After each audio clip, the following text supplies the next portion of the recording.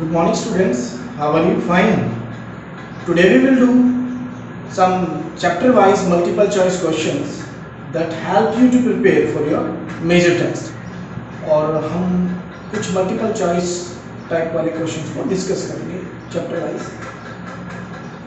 Question number 1, which of the following is not true. आप इन सभी questions को self कोशिश कीजिए सॉल्व करने की. देन आफ्टर दैट इस वीडियो को देखिए, आपकी कहाँ कमी रही, गलती रही, उसे इम्प्रूव कीजिए. और फिर भी अगर आपको प्रॉब्लम आती है then contact me. Okay, we will discuss it in the live classes. Okay, so first question is which of the following is true about is not true. यानी कि हमें क्या देखना है, एक तरह से फॉल्स, रॉन्ग वन वाला देखना है. नॉट ट्रू का मतलब क्या हो गया, we have to choose one, false और wrong one. So what is the value of 0 divided by 15? 0 को किसी भी नंबर से डिवाइड कीजिए. 0 को किसी भी नंबर से डिवाइड कीजिए. What we get 0. So 1 is true. First one is true. So हमें एक तरह से false देखना होगा. ठीक है. So first one is true. Second में देखिए 15 डिवाइडेड बाई 0. तो हम 15 को 0 से डिवाइड करते हैं, यानी कि किसी भी नंबर को अगर हम 0 से डिवाइड करते हैं तो हमें मिलता है इनफाइनाइट, नॉट 15. ये क्या है हमारा फॉल्स. हमें क्या मिलता है, नॉट डिफाइंड. इनफाइनाइट का मतलब है नॉट डिफाइंड. इनफाइनाइट जो साइन है इसको हम क्या बोल सकते हैं, not defined. Now 24 divided by -4, it is equal to -6, so it is true. 24 divided by 1, it is also true. 24 divided by 1 is equal to 24, so ये भी क्या है, true है. Clear? Now come to the question number 1. Which is the additive identity? इनमें से ऐसी कौन सी है जो additive identity है. अब एडिटिव आइडेंटिटी क्या होती है. एडिटिव आइडेंटिटी हमारे पास क्या होती है, a plus 0 is equal to 0, sorry is equal to a is equal to 0 plus a. यानी कि अगर हम किसी नंबर को 0 में ऐड करें या 0 को किसी नंबर में ऐड करें, in both case we get a. यानी कि जो भी नंबर था हमें वही नंबर मिले, that it is known as additive identity. तो एडिटिव आइडेंटिटी हमारे यहाँ पर होगी 0. इनमें से कौन सी एडिटिव आइडेंटिटी है, इट इज 0. क्लियर, इजी है. Now a multiply b plus a multiply c is equal to a multiply b plus c. Which property does it follow. ये कौन सी प्रॉपर्टी है. अगर हम इस प्रॉपर्टी को ध्यान करें, आपने देखी होंगी ये सारी प्रॉपर्टीज. सभी प्रॉपर्टीज को देखना है बेटा कि एसोसिएटिव प्रॉपर्टी कौन सी है, डिस्ट्रीब्यूटिव कौन सी है, क्लोजर कौन सी है, कम्यूटेटिव कौन सी है. चलो एक बार देख लेते हैं. एसोसिएटिव में क्या था, a plus B plus C is equal to a plus B plus C. ठीक है. और दूसरी इसी के अंदर क्या होती है, a star a multiply b multiply c is equal to a multiply b multiply c. तो ये दोनों क्या है, एसोसिएटिव प्रॉपर्टी. डिस्ट्रीब्यूटिव प्रॉपर्टी में क्या होता है, a multiply b plus c then it is equal to a multiply b plus b multiply c और वाइस वर्सा. इसका रिवर्स भी ट्रू होता है. तो अगर हम यहाँ से देखें तो ये इसी का रिवर्स था. प्रॉपर्टी क्या है, यही सेफ है, यही सेम है. So now next closure property में क्या होता है, what is the closure property. Closure property होती है अगर a और b दोनों सपोज करो कोई इंटीजर है, तो इनके ऊपर अगर हम कोई ऑपरेशन लगाते हैं a प्लस b, तो ये भी क्या होना चाहिए, it also belongs to integer. अगर ये a और b होल नंबर है तो a प्लस b भी होल नंबर हो. सो ये चेक करना होता है कि एडिशन में क्लोजर है या नहीं है. सम, उनका प्रोडक्ट, उनका डिवीजन सभी चेक करते हैं. हो सकता है डिवीजन और मल्टीप्लिकेशन नहीं आए, हो सकता है जैसे कि हम a और b लेते हैं इंटीजर होल नंबर, सो क्या उनका सम एक होल नंबर आएगा, यस. तो ए और बी अगर हमने इंटीजर लिया उनको ऐड करते हैं तो क्या वो इंटीजर आएगा? यस। तो इस तरह addition is closure for integers, हम ऐसा लिखेंगे। Next one is commutative property, A plus B is equal to B plus A multiply B is equal to B multiply A. तो एडिशन और सब्ट्रैक्ट मल्टीप्लिकेशन ये दोनों कम्यूटेटिव होते हैं, addition और मल्टीप्लिकेशन दोनों एसोसिएटिव भी होते हैं। ठीक है, ये प्रॉपर्टीज आपको अच्छे से प्रैक्टिस करनी है for your exam. In the next one फिर से एक प्रॉपर्टी आपको दिखाई गई है, इसका नाम पूछा गया है, आपको बताना है इसका नाम क्या है। A multiply by B is equal to B multiply by C. अब इस तरह की प्रॉपर्टी आपको हो सकता है ए बी की फॉर्म में हो सकता है आपको नंबर गिवन हो। So which property does it follow? तो ये कौन सी प्रॉपर्टी फॉलो करनी है? एसोसिएटिव है, डिस्ट्रीब्यूटिव है, कम्यूटेटिव है, क्लोजर है। ये तो हमने देखी थी, ये कौन सी थी? डिस्ट्रीब्यूटिव। बट ये कौन सी है? This is commutative. ये कौन सी प्रॉपर्टी जा रही है हमारे पास?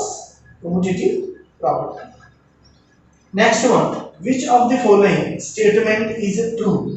आपके पास कुछ स्टेटमेंट गिवन है, 4 स्टेटमेंट्स हैं, इनमें से कौन सी स्टेटमेंट ट्रू है? विच of the following statement is true? देखिए आप -8 -9, अब इसको सॉल्व करते हैं लेफ्ट हैंड साइड में। क्या -1 आ रहा है? Let us check. -8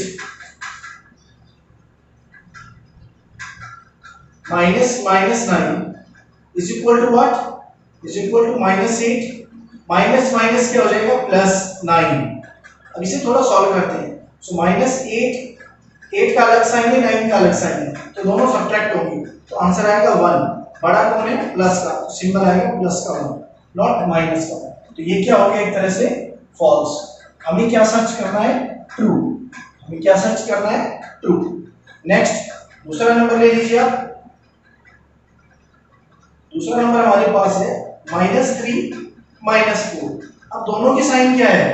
दोनों के साइन माइनस के, दोनों के साइन अगर माइनस है तो ये दोनों ऐड हो जाएंगे और साइन क्या रहेगा इनका? Minus. So it will be -7। In the third one, तीसरे में सी पार्ट में देखिए आप, सी पार्ट में क्या होगा हमारे पास कि -2 प्लस में 1 इज इक्वल टू व्हाट? अब एक माइनस का एक प्लस का है, अगेन क्या होगा? सब्ट्रैक्शन। तो दोनों की साइन अलग है तो सब्ट्रैक्शन। सो 2 - 1 1, बट साइन जो बड़े नंबर का है वो यहाँ यूज होगा। तो बड़ा नंबर है हमारे पास 2, सो 2 का साइन है -1, तो हमें -1 यूज करना है। सो -1, तो ये भी क्या हो गया? फॉल्स। ये भी क्या हो गया? फॉल्स। तो अभी तक ट्रू आया नहीं है। Let us check next one. Next one के लिए क्या है? -3 प्लस -4। अब यहां से देखेंगे तो -3 प्लस -4, दोनों के साइन एक जैसे हैं तो एडिशन हो जाएगा, and it comes to be -7।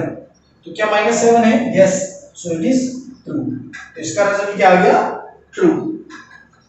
So these are some sample question from chapter number 1.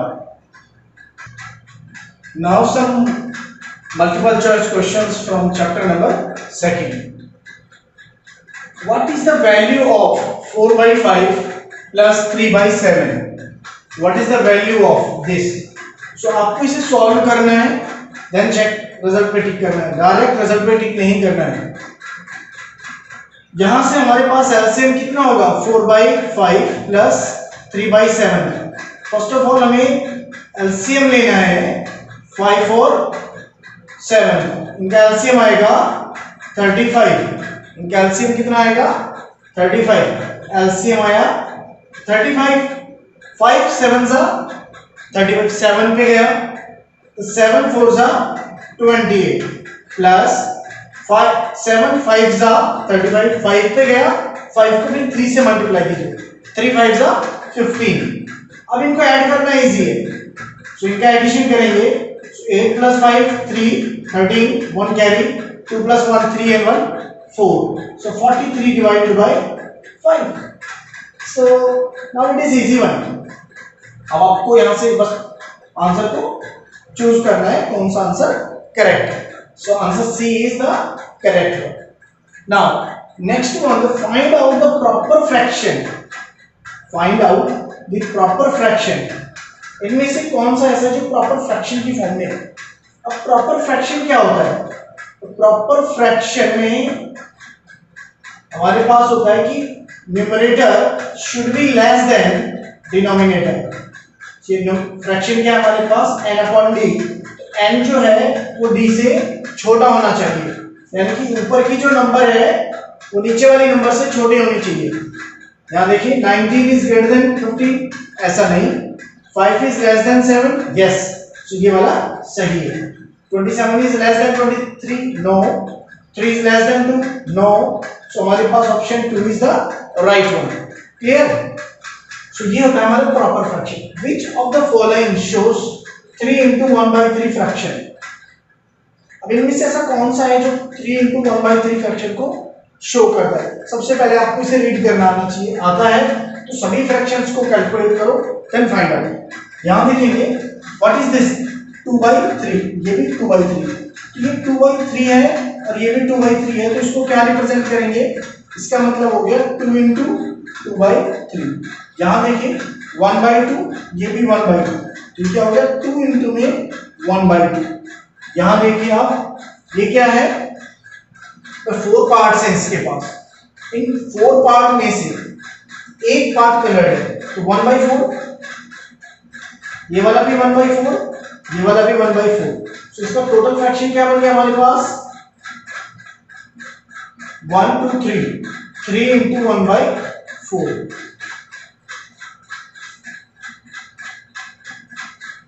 Now इसमें इसकी वैल्यू कितनी है?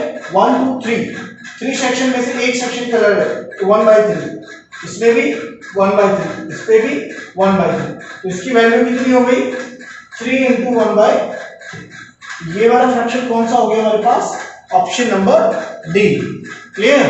Now 9th question. In the 9th question, find out the value of 9.5 divided by 1.9. So 9.5 को 1.9 से हमें divide करना है, तो सबसे पहले हमें क्या करना है? इसको 9.5 डिवाइडेड बाई 9 में दोनों के डेसिमल पोर्शन को हटा दीजिए। नाउ इट बिकम्स 9 5 सा 95। So option D is correct. So very easy one. Now you can calculate it by yourself.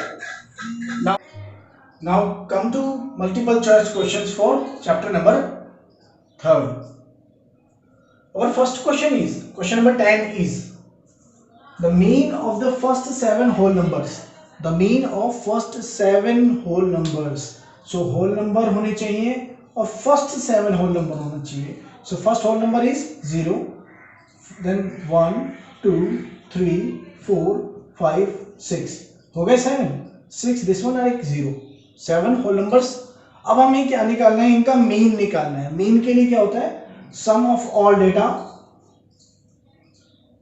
Mean का फॉर्मूला क्या होता है? Mean is equal to sum of all data upon number of datas. Number of datas, data कितने हैं हमारे पास? तो यहां पर डेटा कितने हैं? 7 डेटा हैं, तो डिवाइड बाई 7। इन सबको सम कीजिए। 6 + 5, 11 + 4, 15 + 3, 18 + 2, 20 + 1, 21 एंड 0 21। तो सबका सम कितना आया? 21। अगर हम इन सभी को ऐड करते हैं तो इनका सम टोटल आएगा 21। 7 से कैंसिल हो रहा है, ये 7 से कैंसिल हो रहा है, तो 7 3 सा 21। तो हमारा आंसर कितना आया? 3। So option B should be right. Okay, what is the median of the given data? What is the median of the given data? हमारे पास डेटा गिवन है, इसका मीडियन बताना है। सो इसका मीडियन कितना होगा? मीडियन निकालने के लिए बिफोर फाइंडिंग द मीडियन हमें डेटा को असेंडिंग ऑर्डर में अरेंज करना होगा, इन ए प्रॉपर ऑर्डर। सबसे छोटा नंबर है 12, अज्यूम कर लो 12 सबसे छोटा है, तो 12 से छोटा कोई और नंबर है? नहीं है। सो 12 ही हमारा सबसे छोटा है। इसके बाद सेकंड 12, एक और भी 12 है। आफ्टर दैट 12 के बाद है 13, 1 2, 2 टाइम्स 13 है, देन आफ्टर दैट 1 2 3, 3 टाइम्स 14 है, 1 2 3 4 5 6 7, 7 हो चुके हैं, then after that 16 and 19, total हमारे पास 9 नंबर्स हैं। So what is the median? तो मीडियन कितना होगा इनका? मीडियन होगा जो बीच का नंबर होता है। We have 9 datas, so median कितना होता है? मीडियन का फॉर्मूला क्या होगा? नंबर ऑफ डेटास यानी कि n प्लस 1 बाई 2। अगर n ओड है तो, इफ n इज ओड, और यहां पर n क्या है? n 9 है, तो 9 क्या है? ओड, ओड है, तो n plus 1 by 2th term हमारा मीडियन होगा। सो 9 प्लस 1 बाई 2 कितना हो बेटा? 9 प्लस 1 10, 10 बाई 2 5, यानी कि 5th टर्म। तो 5th टर्म हमारा क्या होगा? मीडियन। तो पहली term, second, third, fourth and this is the 5th term. So 5th term is the median. So हमारा 14 इज द मीडियन। क्लियर है? Now what is the range of the following data? अब आपसे कहा जाए what is the range, range पूछी जाए, range का क्या फॉर्मूला होता है? Range, what is the range? Range is always equal to maximum data, maximum value of the data minus minimum value of the data. इस सीक्वेंस में जो सबसे बड़ा डेटा है और जो सबसे छोटा डेटा है, उन दोनों के बीच में डिफरेंस निकाल दीजिए, रेंज आ जाएगा। मान लीजिए 35 सबसे छोटा है, क्या 35 से छोटा है कोई और? 25 छोटा आ गया, तो मान लीजिए 25 सबसे छोटा है, तो 25 से कोई छोटा है? यस 24 है। मान लीजिए अब 24 सबसे छोटा है, फिर नेक्स्ट देखिए उससे छोटा कुछ और है? यस 21 है। 21 से छोटा कोई और? नहीं। सो मिनिमम तो हमारे पास आ गया 21। अब मान लीजिए 35 सबसे बड़ा है, 47 उससे बड़ा है? यस 47 से बड़ा कोई और है? यस 56 से कोई और बड़ा है? नहीं। सो मैक्सिमम है 56। तो इनका डिफरेंस कितना आएगा? 6 minus 1 5, 5 minus 2 3, 35। So it is easy, it is very easy to find out. So range की आपको ये फॉर्मूले याद रखने हैं, मीडियन का ये फॉर्मूला है, मीन का ये आइडेंटिटी है। क्वेश्चन चेंज होके आ सकते हैं, फिर आपको फाइंड करना होगा, तभी भी आपको ये फॉर्मूले यूज करने होंगे। Okay, now option A is the right. Now next one, there are 10 marbles with a number marked on it shown below। ये कुछ मार्बल्स है हमारे पास, 2 3 2 4 2 5 2 6 2 7, इस तरह से इन पे नंबर लिखे हुए हैं। What is the probability? Find the probability of getting a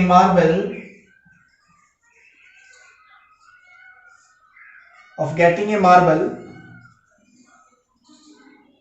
marked as 2 on it।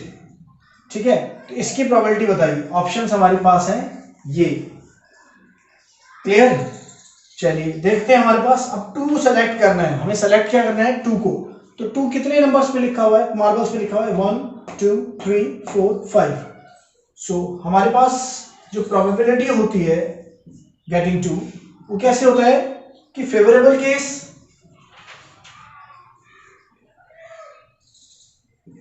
Case upon total cases. So favourable case कितने हो गए? 2 how many times? 5 times. Total कितने हैं? 10, तो 5 बाई 10 कैंसिल हो रहा है 5 से, so 1 by 2 is the answer. So हमारा आंसर कौन सा हो गया? Option number A is the correct one. Okay, now next question, read the bar graph given below and answer the followings. So एक बार ग्राफ आपके पास given होगा, आपको उस बार ग्राफ को समझना है, बार ग्राफ क्या कह रहा है। You must know about how to read this bar graph, then answer the following questions. So first one, how to read the bar graph? यहाँ पर कुछ लिखा हुआ है टीवी सोल्ड बाय रमेश। ये नंबर ऑफ टीवीज कितने सोल्ड हो रहे हैं, यहाँ कुछ लिखे हुए हैं 2000, 2001, 2, 3, 4 ईयर्स। तो इस साइड में हमारे पास है ईयर्स, इस साइड हमारे पास number of TV sold by Ramesh. So अगर हम यहाँ से देखें, so these are the frequency represented in the form of numbers.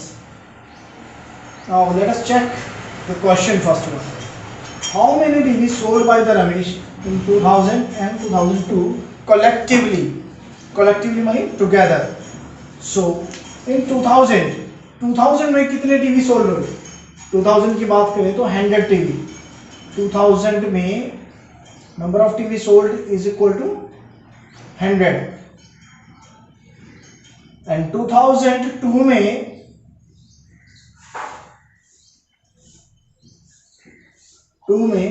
How many TV sold? 400। So total TV कितने सोल्ड हुए दोनों ईयर में कलेक्टिवली? 500। तो हमारा आंसर क्या होना चाहिए? 500 शुड बी राइट। आपसे ऐसा भी क्वेश्चन आ सकता है कि 2000 से लेकर 2002 तक टोटल कितने टीवी सोल्ड हुए, तो उसमें ये 2001 भी कैलकुलेट हो जाता है। 2002 से 0 से 2000 से लेकर के 2002 तक 2001 भी कैलकुलेट होगा उसमें। Now the next one, in which year the sale by the Ramesh was maximum? किस साल में सबसे ज्यादा सेल हुई? इस क्वेश्चन को फिर से देखो। जब इस तरह का क्वेश्चन आए तो उसमें हमें क्या चेक करना है? Just we have to check their frequencies. Bar graph में जिसकी ज्यादा फ्रीक्वेंसी वो आंसर हो जाएगा। वैसे भी देखा जाए तो यहाँ पर सेल हुई है 100, यहाँ पर 200, 400, फिर 300 एंड देन 200 अगेन। तो सेल सबसे ज्यादा कौन सी ईयर में हुई है? 2000 में। तो हमारा ऑप्शन हो जाएगा 2000 is the right. So these are some sample question from chapter number 1, 2 and 3।